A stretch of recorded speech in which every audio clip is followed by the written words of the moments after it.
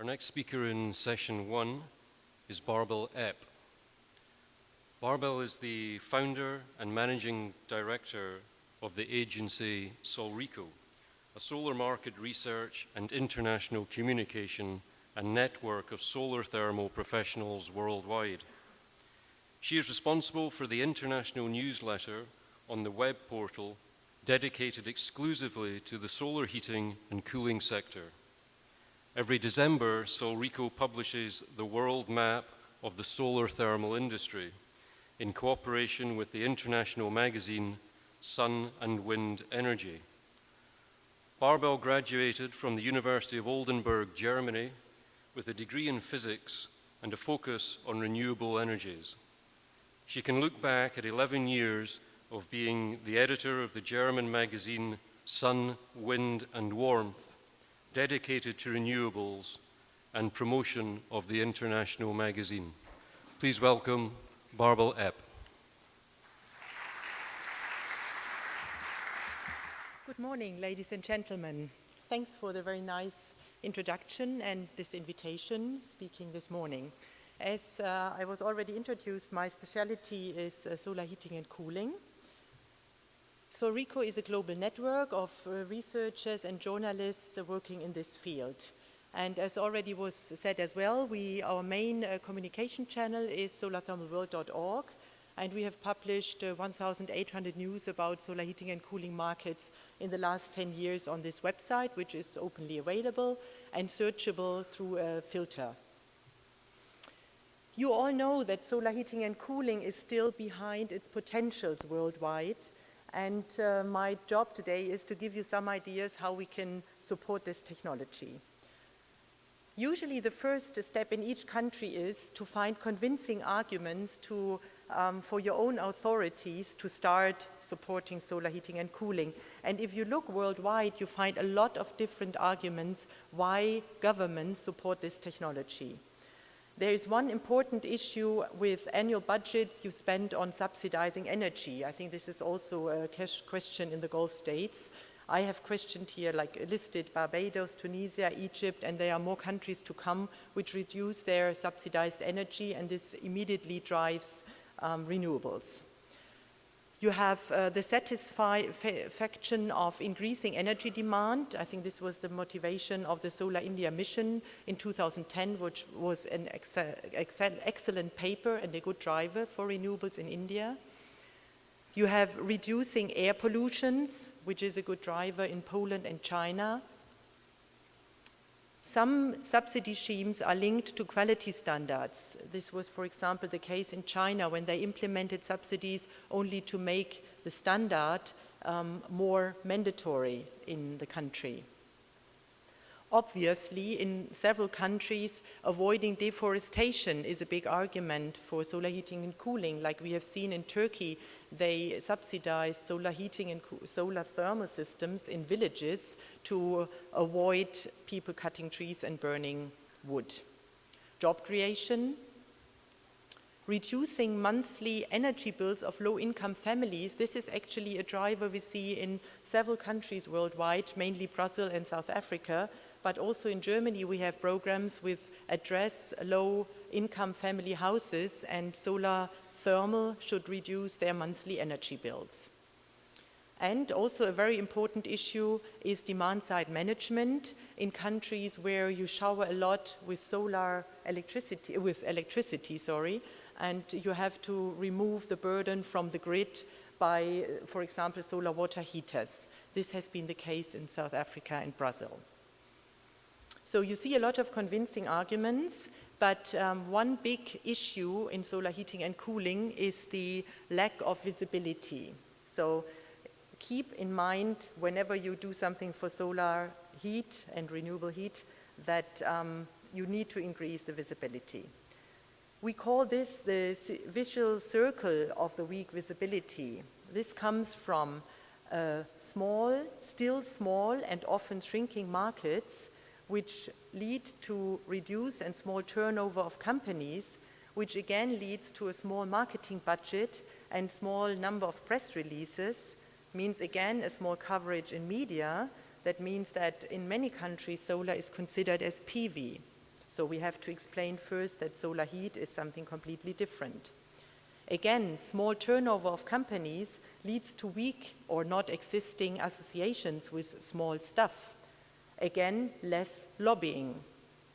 And obviously, a lot of research programs need to be coupled with money from the industry. And if the industry has a small turnover, there is a small number of research projects, which leads again to small number of innovations. All this, again, let us be stuck in small market conditions. And one particular issue in our sector is that we have a fragmented industry. That means that 90% of our industry are small, medium-sized companies, which is strong focus on technology-focused communication and less activities in a modern, branch-oriented communication. So once you have understood that, I think the nice issue is to choose the right mix of support measures. Well, I think the easiest model to create a sustainable market is this very small cycle, which tells you that you first have to stimulate demand and you support your supply side at the same time. What does this mean? Well, this means that you have a big bunch of methods on the part of the demand, of the market demand side, which are listed here. You know, this is stimulating demand from your clients, could be supporting them in fiscal, VAT reductions, or giving them direct subsidies, or making it obligatory by solar obligations. These bunch of measures can be, grouped into sort of measures which are like carrots, so you give something nice like a sweet, like the stick version, which is more like an obligation, and the tambourine, which never should be missing, which is your marketing strategy and your spreading the information. So this is the demand side. You find the same, not the same, but you find also a big bunch of measures on the market supply side. Among them, we can also group them. You have the industry support policy parts. That means you can reduce corporate taxes of companies. You can give direct R&D subsidies. You can quality control by putting labels or test certificates on products, or you can foster an industry association. So there's usually, each country has different mix of measures which are suitable. Like, for example, the USA are more to carrots than to a stick, let's say an obligation. So you have to look at your own country culture and frame conditions to choose the right mix.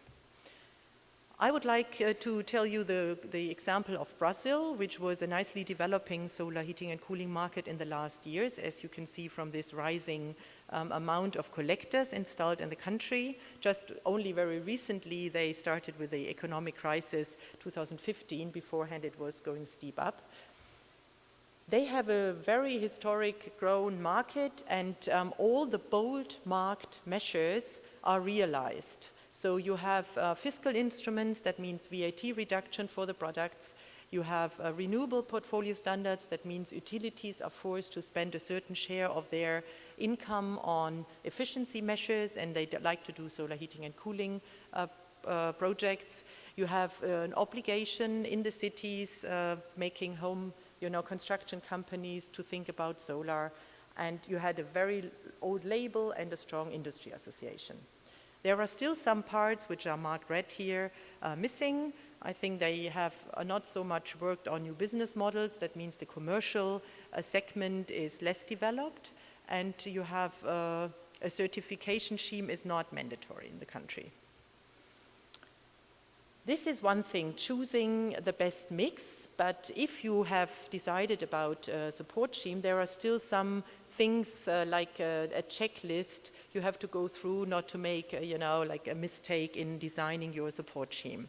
One very important subject is here that you allow retroactive applications. We have seen that in many countries in Europe, that if you announce a support scheme, let's say you say next June 2017, we will start subsidizing solar cooling, then the whole market immediately stops waiting for the subsidy. And if you have then a delay, it's a very hard time for the industry. So allow retroactive applications. That means even if the program would start in July, any system which is already from your announcement onwards installed will receive subsidies. This was done, for example, in the California initiative. 2 years it took them to establish the program, but within these 2 years, any customer already received subsidy afterwards.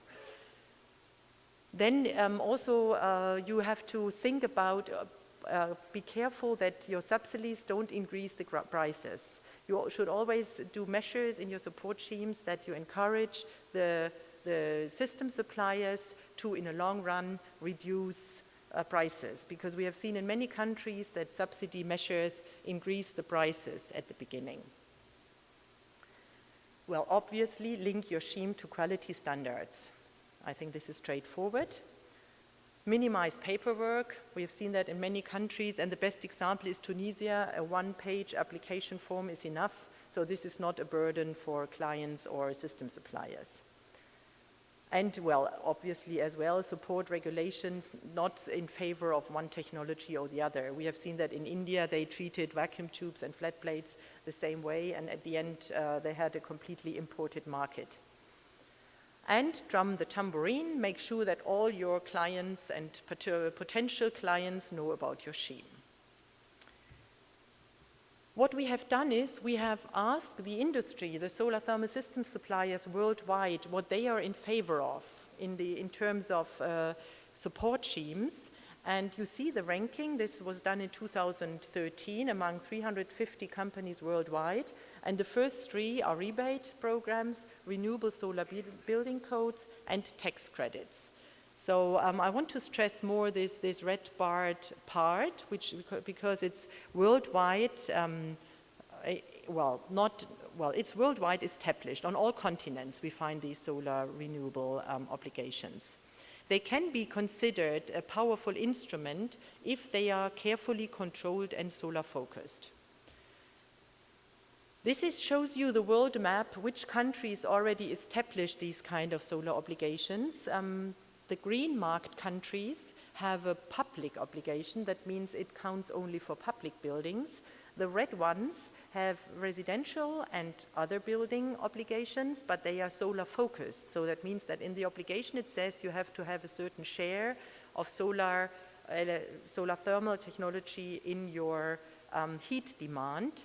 And the blue ones give you technology neutral approach. That means you can either fulfill the renewable obligation by a biomass boiler, by district heating, or by solar. So you see Europe is mostly completely technology neutral besides Greece, but many countries of the Sun Belt, like India and also Brazil, they decided to have a solar only obligation. So you can choose all different subjects.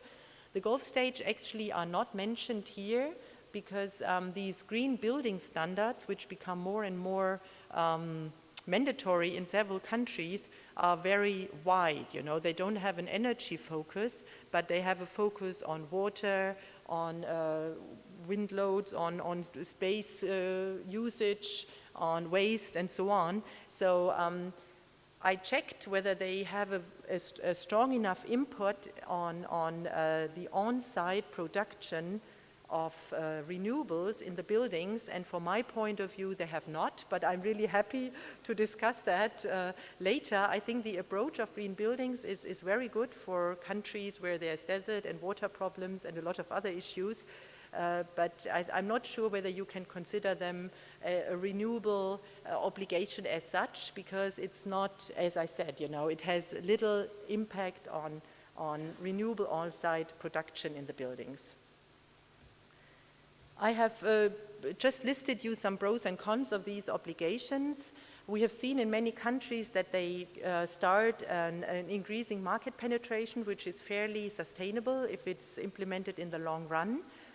you can get solar technology into the early planning stage of new buildings. I think this is the key advantage of obligations, because if you have an obligation for, let's say, hotels, restaurants, or sports clubs, you know, even the engineers and the architects have to deal with the issue how to integrate solar heat or renewable energies into the building at a very early stage of the planning process. You can manipulate your market in terms of defining your obligation for the building stock as well. Many of these obligations say any renovation in the building, if it has a certain size, you know, must include or must fulfill the obligation.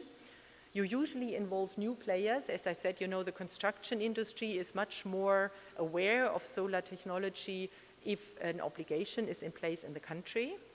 And in some countries, you can tackle the tenant-owner dilemma because the construction company or the house owner has to invest even if afterwards the tenants profit from the reduced energy bill. Obviously, there are also cons. That means that the new buildings, if there is little new building activities, like we had the building crisis in Europe, these kind of models or laws don't have an effect. Like we have seen in Spain, they started very nicely. 2008, the big crash of the building industry, and the market was down. Also, the solar thermal market was down, which was linked to this building code. Usually, like I remind you to the world map I've seen and I have shown, and you saw that Brazil had all these little spots, because in many countries worldwide, the building codes are implemented on the municipality level. That means that each municipality has to approve a building law to make it implement in the country.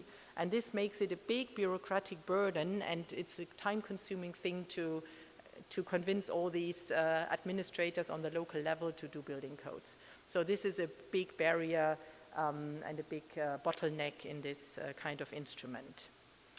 We have seen if it's technology neutral, usually the cheapest options are chosen, and this is often not solar thermal. So if you look with the glasses of solar heating and cooling, technology neutral obligations are not that efficient. And what is the major under all, what is not controlled is not adapted. So I will show you one very nice example from India first, which was a very successful obligation. It's in Bareilly, a big city, 4 million people in India, and they made the installation of a solar water heater linked to the electricity connection of the building. So the utility, the local utility, will give you just your counter and your electricity supply once you have installed the solar water heater. So according to the utility statistics, they have now, since I think it was implemented 2007, 419,000 solar water heaters only installed in this one city. So this means link it to anything which is, you know, enforced, and you will have success. And this is Israel. You might be aware of that. Israel was the first country worldwide to establish a solar obligation, and the roofs today are covered with solar thermal, and it's hardly possible to rent a flat without a solar water heater, because it became absolutely part of the furniture of your building. And this is where we have to go, I think, and I thank you very much for your attention.